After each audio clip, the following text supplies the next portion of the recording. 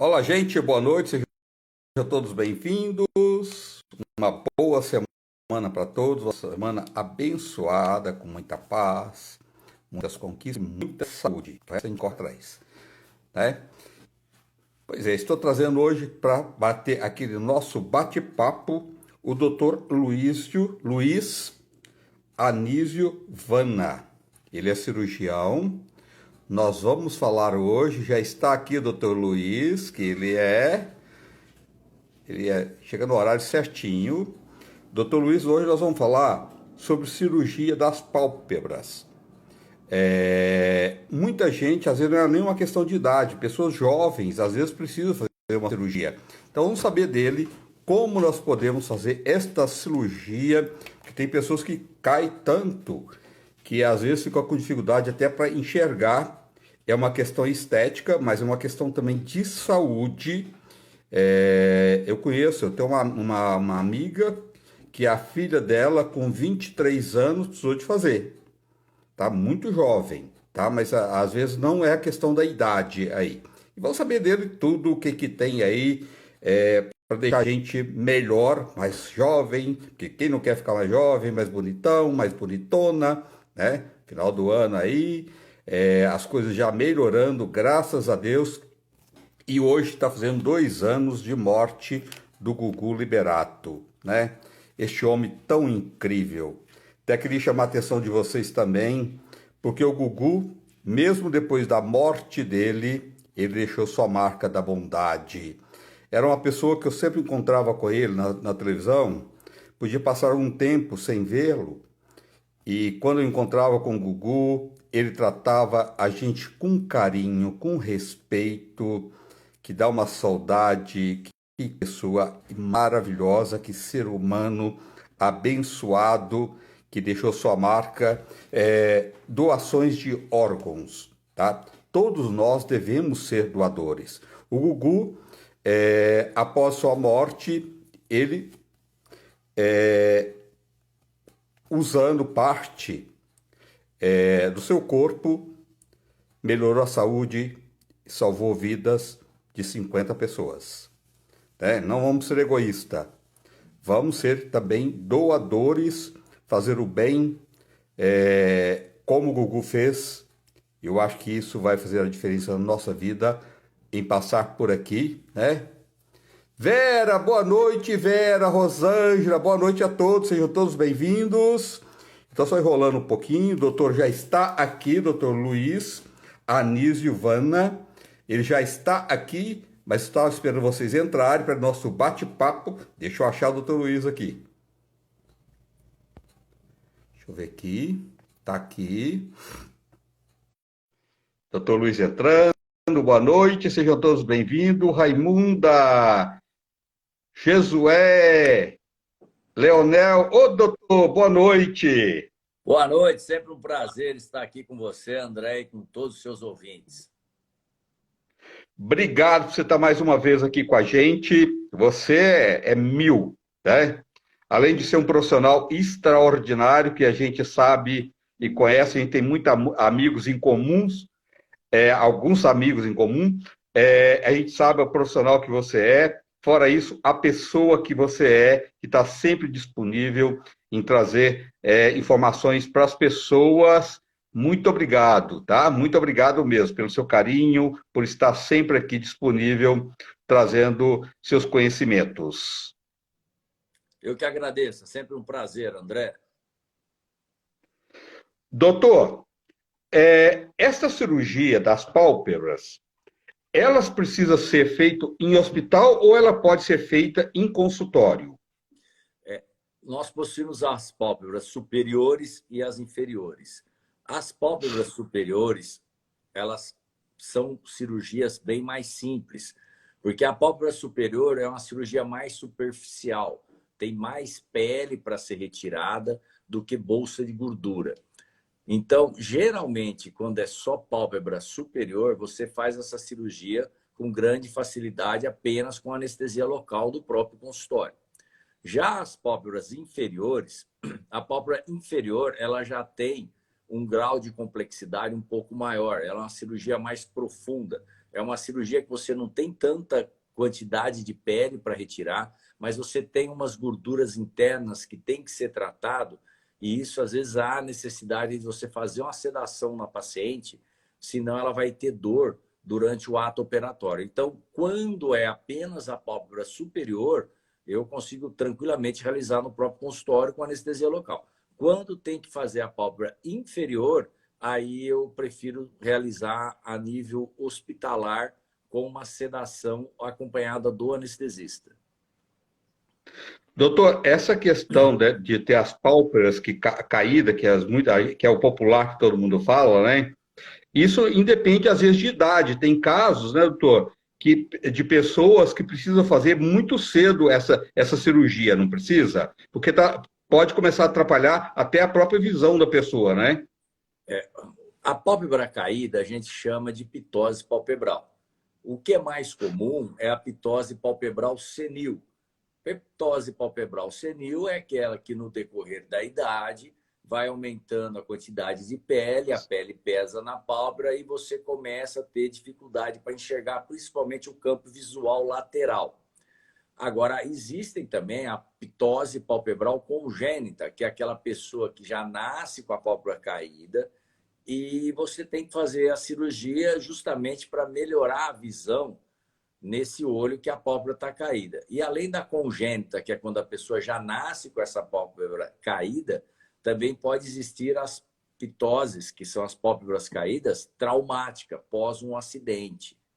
Então, aí você tem a necessidade da intervenção. Tá. Na área médica, como é chamado esse tipo de patologia, doutor? Então, a pálpebra caída é chamada de pitose, é a queda. Pitose é a queda. Então, pitose palpebral. Então, o que é isso? É a queda da pálpebra. Como quando você tem uma mama caída, você chama de pitose mamária. Então, pitose é Certo. cair. Então, na pálpebra é pitose palpebral. Agora, isso na E pálpebra superior. Na pálpebra tá. inferior, nós podemos ter o equitrópio, que é quando a pálpebra cai para frente, e o entrópio, que é quando a pálpebra vai para dentro do olho. Aquelas pessoas que às vezes até muito jovem, que você olha para a pessoa, tá com aquele olhar de cansaço. E tem, às vezes, até pessoas jovens, né, doutor? Que tem, às vezes, tem casos que as pálpebras embaixo fica inchada, fica, de repente, muda até a coloração, fica mais escura, né? A cirurgia também é indicado para esses casos? É assim, André, o que acontece? Na pálpebra de baixo, a gente tem a herniação da gordura palpebral. Nós temos 2 bolsas de gordura na pálpebra superior e 3 bolsas na pálpebra inferior. Então, durante essa cirurgia, você tem que retirar o excesso dessa gordura e você tem que recolocar essa gordura que herniou. Herniar é uma gordura que saltou, que ela está protuberante. Então, o que você tem que fazer? Você tem que retirar o excesso dessa gordura e você tem que sepultar, você tem que fechar essa gordura no septo orbitário para tirar aquele aspecto cansado que a bolsa de gordura traz na pálpebra inferior. E depois que faz isso, dá uma melhorada, né, doutor? Mesmo a pessoa que é jovem, que aparenta ter mais idade, né? E quando faz esse procedimento, parece que dá uma mudança no rosto da pessoa incrível, né? Tem muitos casos de se operar pessoas realmente jovens, na faixa de 25, antes dos 30 anos, que são pessoas que não estão com excesso de pele na pálpebra, mas tem essa protuberância da gordura. Aí, nesses casos, em vez da gente fazer a cicatriz na beirada do cílio, a gente faz essa cicatriz por dentro da pálpebra, que a gente chama de cirurgia transconjuntival. A gente entra pela conjuntiva, porque nesses casos a gente só tem necessidade de fazer o tratamento da gordura, não tem a necessidade de retirar uma certa quantidade de pele. E isso com o tempo pode voltar ou não, doutor? O que acontece com o nosso corpo é um corpo de um ser vivo. Então, uma pessoa que está com a pálpebra, com excesso de pele na pálpebra, aos 30, 35 anos, quando ela fizer 50, 55, ela vai continuar tendo esse excesso de pálpebra que vai crescendo paulatinamente. Então, pode ser que depois de 5 anos, 10 anos, 15 anos, ainda tenha necessidade de repetir essa cirurgia. Mas, então, fala assim, mas então por que não esperar para operar? Então, quer dizer, o crescimento ele só vai aumentando. Uma pessoa que já operou uma vez, quando vai operar na segunda vez, já tem menos pele para ser retirado. Uma pessoa que vai ter uma grande quantidade de pele, ela já teve a necessidade de operar antes e foi postergando essa cirurgia. E com isso vai atrapalhando tanto na parte do visual, na parte da estética, e incomoda também para, no caso, da visão lateral dessa pessoa. Doutor, qual o momento que as pessoas realmente é indicado fazer esse tipo de cirurgia? O primeiro sintoma é a pessoa querer operar. E o que acontece também, às vezes a pessoa não percebe que a pálpebra caiu. Porque o que acontece? A pessoa às vezes vem no consultório dizendo que está com muitas rugas na testa e que isso aí está incomodando. E quando eu vou examinar essa paciente, eu percebo que para ela enxergar, ela franze a testa, porque quando você enruga a testa, você automaticamente levanta a pálpebra.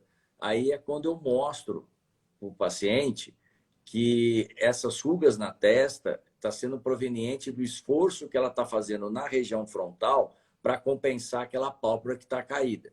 Aí, nesse caso, o paciente, você faz a cirurgia da pálpebra e, dependendo da quantidade de rugas que já estiverem na região frontal, você indica também a toxina botulínica. Olha, que legal. Isso melhora tanto a autoestima das pessoas, né, doutor? É tão importante, porque às vezes a pessoa fala assim, não faz agora, espera mais um pouco, né? Mas aquilo está incomodando tanto aquela pessoa, que aquela pessoa não está afim de esperar, porque aquilo não está fazendo bem. E por que não procurar um bom profissional e resolver aquele peso que está te trazendo tanta insatisfação, né, doutor? Isso eu acho de suma importância. As pessoas precisam de estar bem com ela, né? O mais importante é que é uma cirurgia de baixa complexidade. Agora, um detalhe que eu sempre falo para as pacientes, apesar de ser uma cirurgia de baixa complexidade, não é uma cirurgia que você deve ir dirigindo para o consultório, mesmo quando é só a pálpebra superior. Porque como aquilo vai inchar um pouco logo depois da cirurgia, aquilo pode atrapalhar a sua visão. Então, assim, eu só não recomendo a pessoa ir de carro para ter que voltar dirigindo. Porque, apesar de ser uma cirurgia rápida e de baixa complexidade, o fato de inchar essa região pode atrapalhar a visão para ela dirigir um carro. Então, após esse tipo de cirurgia, é muito importante a pessoa não sair de lá e trabalhar, não. É fazer isso num momento que ela pode ficar uns 4, 5 dias em casa, que seria o ideal, doutor, ou não é necessário? Se for só a pálpebra superior, ela consegue operar em uma sexta-feira e na segunda-feira ela já está apta ao trabalho. Desde que seja um Tá. trabalho que não vai ser exposto na rua, no sol quente, fazendo muitos exercícios. Agora, geralmente os pontos você tira uma semana depois. Então, no caso, ela poderia trabalhar, ela pode usar um óculos escuro, mas que não seja tão escuro, que seja aquele degradê que vai esconder os pontos, vai esconder um pouco o inchaço na pálpebra, mas ela consegue trabalhar com certeza. Isso é anestesia local, né, doutor? Esses casos. Somente a pálpebra superior é anestesia local. Quando tem a necessidade de realizar também na pálpebra inferior, aí é anestesia local mais uma sedação, sob os cuidados do anestesista. Tá. Doutor, tem uma idade para fazer esse tipo de cirurgia ou depende de cada caso? Depende muito de cada caso. Agora, o excesso de pálpebra geralmente vem após uma certa idade. Uma pessoa muito nova não vai ter excesso na pálpebra. O que ele pode ter é uma ptose congênita ou traumática, que aí você tem que fazer alguns outros tratamentos, porque nós temos alguns músculos que ajudam a pálpebra a levantar. Um deles é o elevador da pálpebra, elevador palpebral. Então, às vezes, você tem uma frouxidão nesse músculo e você tem que fazer uma cirurgia que às vezes você nem tem a necessidade de retirar a pele da pálpebra, mas você tem que fazer um fortalecimento dessa musculatura para o paciente poder abrir e fechar os olhos. Ah, tá, tá. Então, isso precisa sempre procurar um bom profissional. Aliás, na área de saúde, sempre tem que ter um bom profissional em qualquer área de saúde. Mas nessa parte estética, é tão importante ter um bom profissional, né, doutor? É um profissional capacitado mesmo, que tem um olhar que você possa confiar nesse profissional, porque o profissional é o melhor caminho, que ele ter um olhar do que você precisa e daquilo que você também não precisa, né? A escola de cirurgia plástica brasileira é muito boa, então é grande o número de bons profissionais que nós temos aqui no Brasil. E dentro desses bons profissionais, é interessante sempre você ser tratado por quem você tem uma empatia melhor. Isso é comum. Às vezes a pessoa passa em 3, 4 cirurgiões, todos com a mesma capacidade, mas ela vai escolher operar com aquela que ela se sensibilizou mais, sentiu mais confiança, que criou uma melhor empatia. Identificação, né, doutor? Isso é muito Ó, a importante. Marta está falando aqui, doutor Luiz é o melhor. Ah, verdade. Que bom, né? Que carinho, que legal isso. Reconhecimento, doutor, né? Isso é muito Dou- gratificante. É um grande prazer a gente poder causar um bom grau de satisfação no paciente que nos procura. é, Porque quem procura um cirurgião plástico está querendo melhorar sua autoestima, está querendo ser mais feliz. Não é, na maioria das vezes, não são pacientes que estão doentes. Apesar de eu também trabalhar muito com reconstrução mamária por câncer de mama, que aí realmente é um caso de doença, mas mesmo nesse caso, a paciente, além da doença, além de querer curar e estar bem para a vida, ela também quer continuar bonita. A beleza é muito importante, não é nem para mostrar, é para cada pessoa se olhar no espelho e se sentir mais vangloriada. Ó, tá aqui perguntando, doutor, atende onde? Aqui em São Paulo, gente. Mas vem muita gente fora para fazer cirurgia com ele. Isso eu estou sabendo que vem um monte de gente fora de São Paulo. Hoje não tem isso mais, né? As pessoas vêm de outros estados para fazer cirurgia aqui, né, doutor? Tem muita gente fora, não vem? É muito comum, e ainda mais com essa facilidade do atendimento online, do WhatsApp. Então, isso facilita muito a pré-consulta até a paciente chegar ao consultório. Doutor, tem alguma contraindicação nessas mini cirurgias? Sempre pode haver contraindicação. Geralmente, quando você vai fazer uma cirurgia pequena, a primeira pergunta é se o paciente tem alguma patologia. Se quando ele corta, ele cicatriza bem, se ele tem diabetes, se ele tem pressão alta. Então, um paciente que tem diabetes, mesmo que seja uma cirurgia pequena, você deve pedir um exame de sangue para ver como está a glicose desse paciente. Um paciente que faz tratamento da pressão alta, da hipertensão, você tem que avaliar se ele está com essa pressão controlada. Então, assim, estando tudo como deve estar no organismo, a pessoa pode operar. Não é porque ela tem pressão alta, mas se ela está tomando um remédio e a pressão ela está normalizada, ela pode operar. Ela tem diabetes, mas se ela está tomando a medicação, fazendo a dieta e a glicose está normalizada, ela pode operar. São esses cuidados que você conversando com a paciente na consulta, você consegue dar uma boa orientação.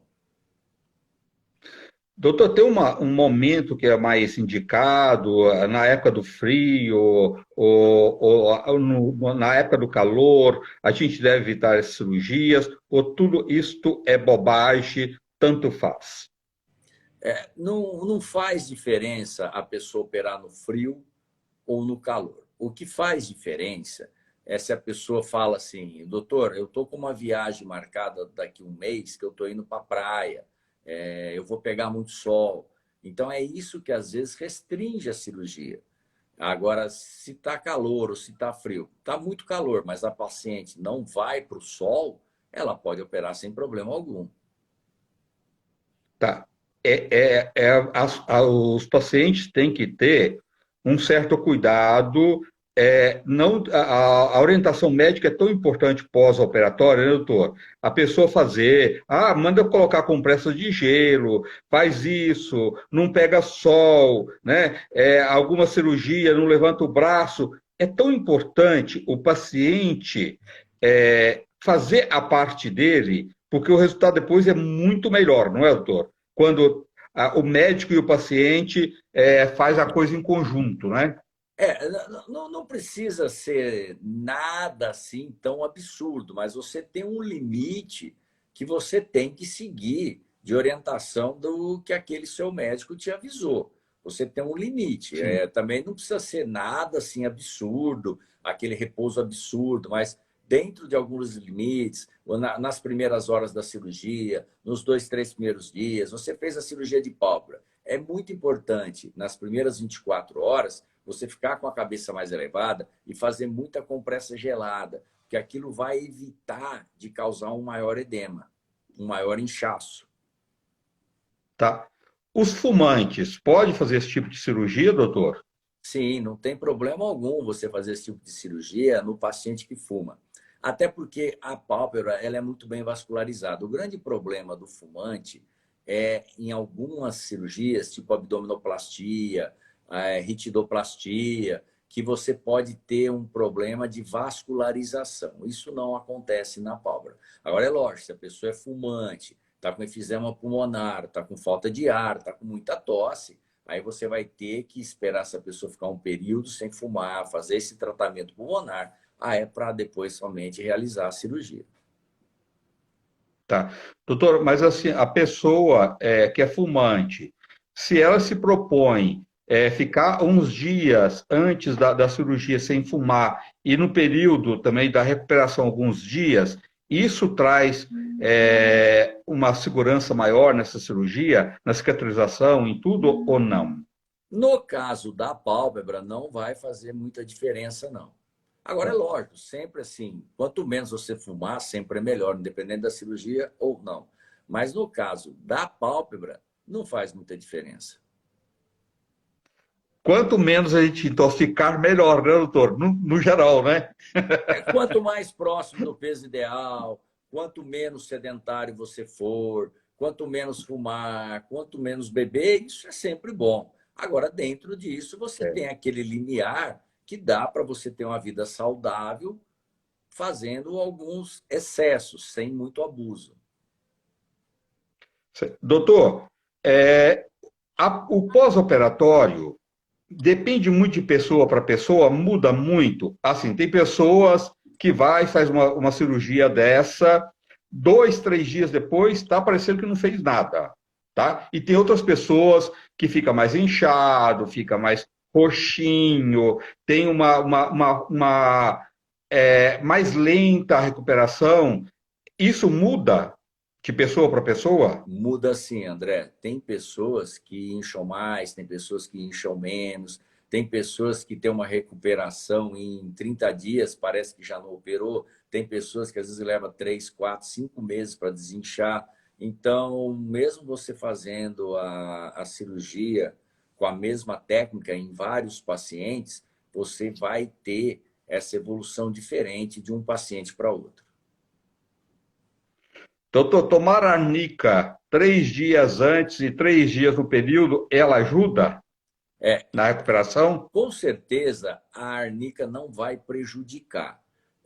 Tem muita paciente que se dá bem com a arnica e quando toma arnica melhora realmente esse inchaço. Mas assim, cientificamente não tem nada comprovado, mas mal não faz e quem quiser tomar, geralmente eu aprovo. Tá, ótimo, né? Não custa também. Mal não vai fazer, pode trazer benefícios e não custa, né? Pode tomar sim, Tomar, sem problema algum. é, tem da homeopatia, tem vários, só que tem que ter cuidado, porque tem a rica para tomar e tem a rica que é só para uso tópico, né, doutor? Tem que ter Você tem o cuidado, creme e saber o que está tem os tomando. comprimidos. É, é. Doutor, A gente pode entrar no outro assunto rapidinho? Com o Pode? Você maior está com tempo? prazer. Tá. Abdominoplastia, ela, hoje, essa técnica evoluiu muito? O que evoluiu na cirurgia do abdômen, que é a abdominoplastia, é que hoje a gente faz a lipoabdominoplastia. Quando eu me formei, eu estou formado há 30 anos. Quando eu me formei, você fazia uma lipoaspiração muito pequena no paciente, muito moderada, com muita parcimônia.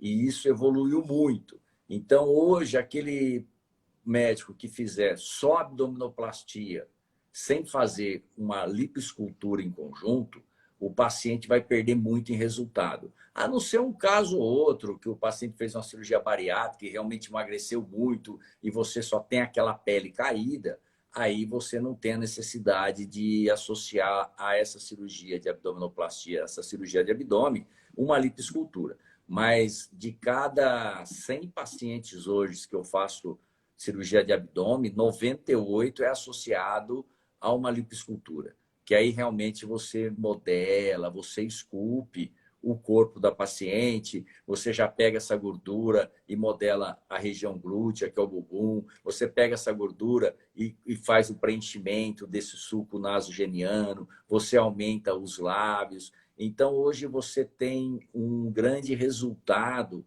com a lipoescultura e a lipoenxertia e geralmente associado à abdominoplastia.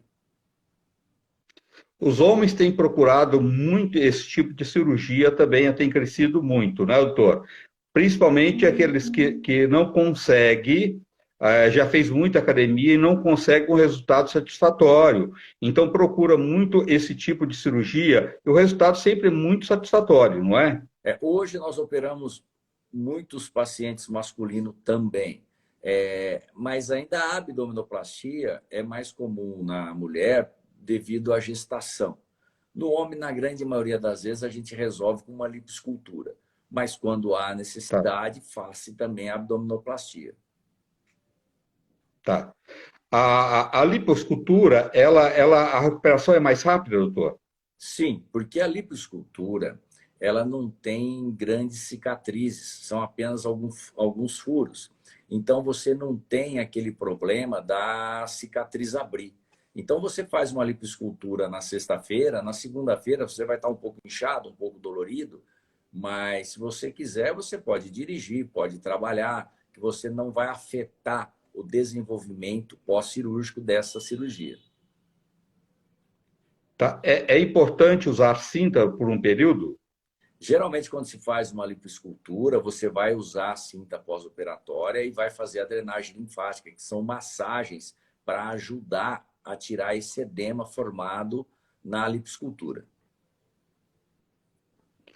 Doutor, a gente vai continuar com o papo, mas eu queria que o pessoal está pedindo seu telefone aqui. Um monte de gente pedindo telefone, como é que entra em contato, como é que faz uma consulta com você. E tem um monte de paciente sua aqui te elogiando, te colocando assim, é o melhor médico, é uma pessoa incrível. Que bacana isso, doutor. A gente É fica muito tão feliz com isso, gratificante. né? A Muito, medicina ela se torna ainda melhor e mais bonita quando tem gratificação. E é muito gratificante você poder dar o retorno que o paciente almeja. Doutora Bruna, cardiologista, colocou aqui, ó. Tá aqui a doutora Bruna, cardiologista, que bom. Doutor, como é que as pessoas fazem para entrar em contato com você para a gente continuar com esse bate-papo? Assim, o meu nome é Luiz Anísio Vana, eu atendo no Instituto Vana, e também é só colocar Luiz Anísio Vana na internet que aparece o consultório, aparece tudo. Hoje está bem fácil de me localizar assim. Basta colocar o meu nome na internet que já Você sabe aparece. de cor o telefone do consultório? É o 3559-8702. 3559. 358702.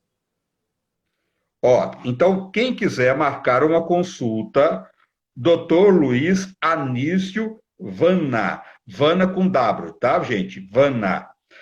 Pode entrar nas redes sociais, ou pode ligar no horário comercial de segunda a sexta no telefone. Quem for fora de São Paulo, 011 35 59 8702.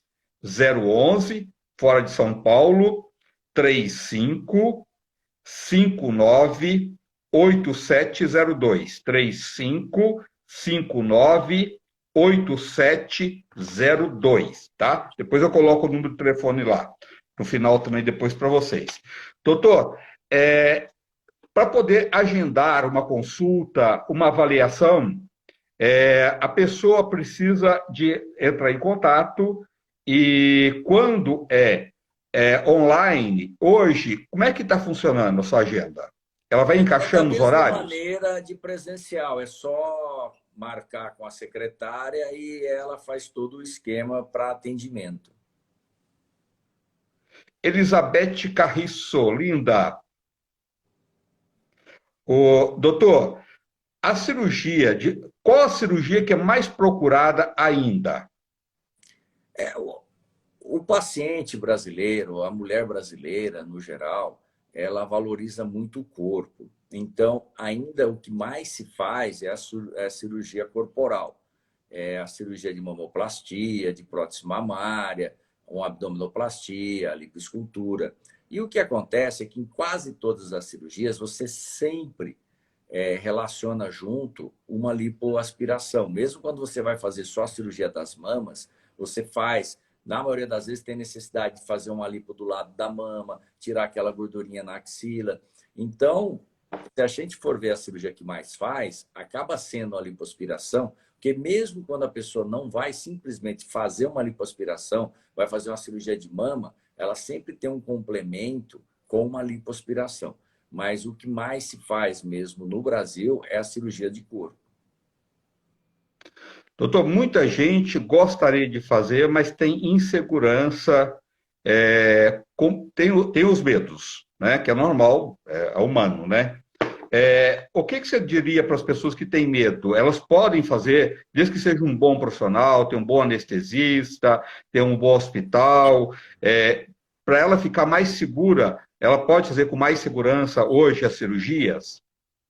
André, é comum ter o medo, ainda mais quem vai realizar pela primeira vez.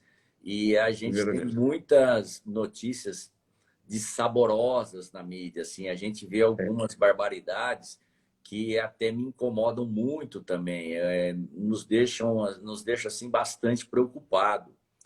Mas eu sempre falo que quando a vontade for maior que o medo, o paciente vai acabar realizando a cirurgia. E o que acontece muito, hoje mesmo atendi mais uma paciente que morre de medo de operar, que foi indicada por outra paciente que também morria de medo de operar. Então, essa pessoa, quando vai conhecendo amigas que já operaram, ela não é que ela perde o medo, mas ela começa a aumentar um pouco mais a coragem para assumir o risco de um procedimento cirúrgico, porque por mais seguro que seja, sempre há um risco cirúrgico, mas é um risco controlado que quando você faz com todos os cuidados necessários, você tem tudo para ter um bom resultado. Ó, a Elaine está aqui falando, colocando que ela recomenda, porque ela é paciente e o filho também. São ótimos, a doutora Ana é muito boa, é amiga do meu filho. Fez o nariz dele e amamos. Que A Ana legal isso. Laura é a minha esposa, a gente trabalha junto no consultório. A Tá. Ana Laura ela se especializou basicamente em cirurgia de nariz. Então, hoje, quando é rinoplastia, eu ajudo a doutora Ana Laura, mas quem faz a cirurgia de nariz é a doutora Ana Laura. Ah, que legal. Trabalho em parceria, né, doutor? Isso é muito Isso. legal, né? Doutor, onde fica o consultório? Fica aqui entre Pacaembu e Perdizes. Eu estou na rua Cardoso de Almeida, a 50 metros da rua Doutor Arnaldo. Eu estou a 300 metros do metrô Sumaré. 200 metros do metrô Sumaré.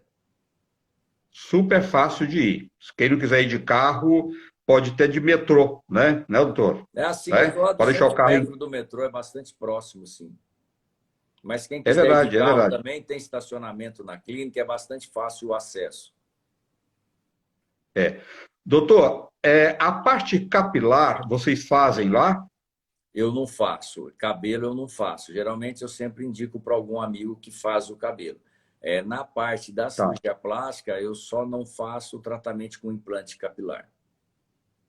Tá, o resto, o que a pessoa precisar, lógico, vai passar por uma avaliação, porque um bom profissional é desta forma que trabalha, né, doutor? Fazendo uma avaliação e fazer aquilo que o profissional vai te indicar, porque é o melhor para você, porque ele sabe, ele já operou tantas pessoas, então, às vezes, a pessoa tem gente que às vezes quer exagerar um pouco, né, doutor? E tem que ter esse cuidado também para depois o resultado não ficar uma coisa muito bacana, né? Quando Não, exagera muito, né? Não fica natural. fazendo com parcimônia, fazendo da maneira certa, tem grande chance de ter sucesso na cirurgia. O que acontece, tem muitas coisas divulgadas na mídias que acabam colocando medo nos pacientes e que não são verdadeiras. Teve uma hora aí, logo no começo da reportagem, que uma pessoa perguntou sobre a doença do silicone. Se ela tem necessidade de tirar a prótese de silicone das mamas ou não. Então, o que acontece? Isso aí é mito, não é fato. Não existe essa doença comprovada. O que acontece é que você tem que avaliar o lado psicológico da pessoa, da mesma maneira que tem a gravidez gestacional psicológica, que é quando a pessoa cresce a barriga, cresce a mama, cria leite e faz um ultrassom e não tem nada de bebê dentro da barriga, é apenas uma gravidez psicológica. Então, se a paciente encanar que ela está com dor no pé porque ela tem a prótese de mama, mesmo que se você tirar essa prótese de mama e essa dor no pé continuar, ela só vai aceitar que essa dor não tem relação com a prótese de mama se você retirar essa prótese de mama. Agora, mesmo pode acontecer também dela não ter nenhum problema no pé e ela psicologicamente encanar que é a prótese de mama que está dando a dor no pé e você só vai tratar essa paciente se você retirar a prótese de mama. Mas isso é tudo psicológico, não tem nada comprovado que o silicone vá trazer realmente uma doença por câncer. Agora, precisa também as pessoas ter um certo cuidado, doutor, porque às vezes hoje com a internet as pessoas anunciam coisas milagrosas, atende em hotel, tem médicos que atendem em hotel, atende em vários estados, atende aqui, nada contra, entendeu? Desde que seja um médico conhecido e responsável. Mas tem que ter esse cuidado também, né, doutor? Eu acho que é muito importante o médico que tem lá, igual você, está lá no mesmo lugar há quantos anos, tá? É um homem já conhecido, a sua esposa. Então, eu acho que isso faz uma diferença enorme e dá uma segurança muito maior em você fazer uma cirurgia, não importa se ela é grande ou se é pequena, porque se ela não ficar bem feita, a pequena também vai ficar horrível, né, doutor? Então, assim, só muda o tamanho, né? Não, sem dúvida. E você acaba gerando credibilidade no momento que você tem disponibilidade. Isso é muito importante. Você tem que ter a disponibilidade para atender o paciente. Você até pode atender em cidades diferentes, mas você tem que estar disponível. O que você não pode é causar o abandono do paciente. É. E tem vários profissionais que, infelizmente, fazem isso, doutor. É cruel, mas é uma realidade, né? Depois que fez a cirurgia, se pinta qualquer, e pode acontecer com qualquer pessoa, né? Às vezes pode. Quantas vezes você já fez cirurgia que às vezes precisa fazer um pequeno retoque, né, doutor? Não acontece? Isso é muito comum, até porque tem Né? algumas cirurgias que você tem a necessidade do complemento. O problema não é fazer o complemento na cirurgia. O problema é se você não fizer a cirurgia bem feita. Porque às vezes uma cirurgia, o ideal é sempre tirar 10, mas você conseguiu 8. E se você tem como fazer esse 8 virar um 10, você faz aquele complemento que, na verdade, às vezes são pequenos procedimentos corriqueiros e que já faz parte do tratamento atingido. É verdade. Doutor, hoje, para as pessoas que caem a musculatura do rosto e do pescoço, tem alguma cirurgia que não seja tão agressiva hoje, que a pessoa pode dar uma levantada no rosto e no pescoço e que dá uma melhorada muito grande? Hoje você tem muito tratamento estético com bons resultados, à base de ácido hialurônico e muitos outros. Você tem a opção de alguns fios para melhorar o que caiu na musculatura da face e na pele, mas dependendo da situação, você tem que partir para um procedimento cirúrgico, principalmente a nível cervical, que é a nível do pescoço. No pescoço vai depender da queda que essa musculatura e pele aconteceu. Às vezes você tem a necessidade de fazer uma ritidoplastia, que você puxa tudo, puxa o rosto e já puxa o pescoço. E às vezes você pode fazer um tratamento menor, às vezes até fazendo só uma lipoaspiração no consultório mesmo, e fazendo um pequeno corte embaixo do queixo e tratando essa musculatura e essa pele por esse pequeno corte. Aí vai depender do grau de queda que teve nessa região. Sempre orientação, gente. Então, quem precisar de uma orientação, quem quiser fazer uma cirurgia, quiser marcar um horário, é só entrar em contato. Dr. Luiz Anísio Vana, com W, Vana, 2 N's. O telefone 011 3559 8702. Quem for fora de São Paulo, põe 011 3559 8702. Doutor, quero te agradecer muito, muito, e eu conto com você mais vezes aqui, tá? É sempre um prazer estar aqui com você e todas as pessoas que estão nos acompanhando. E é muito gratificante ter o carinho de todos que me conhecem. Muito obrigado mais uma vez, André. Obrigado você, doutor. Boa noite. Boa noite a todos. Até amanhã, se Deus quiser. Boa Um noite. abraço, gente.